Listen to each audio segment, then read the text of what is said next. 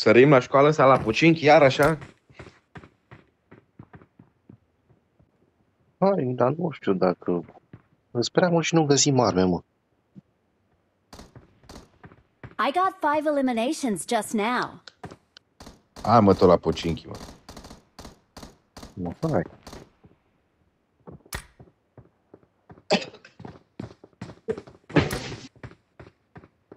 Totul sau nimic.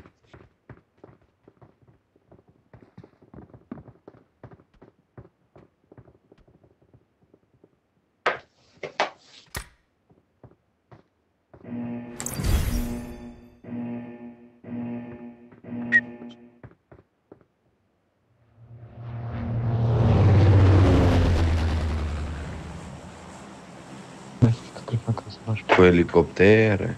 trebuie să bagi până la mine.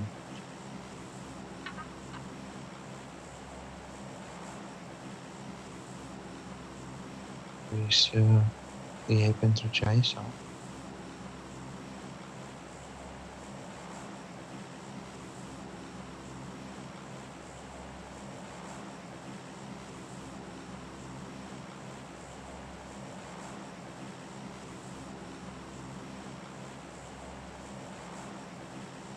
I need attachments.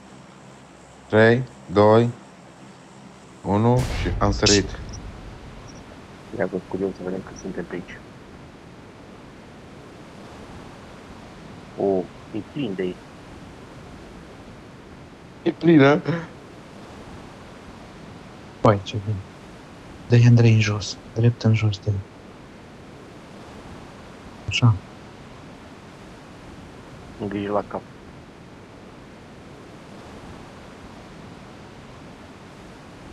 Oi, uite unul deja jos.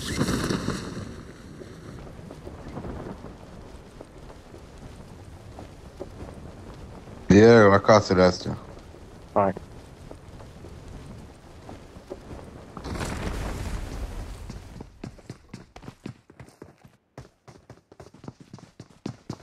Help! Hai de mine, mi-o dat-o, mi-o dat-o, mi-o dat-o. Mi-o dat-o direct. Unde, Bă, unde ești? Tatu și Unde ești?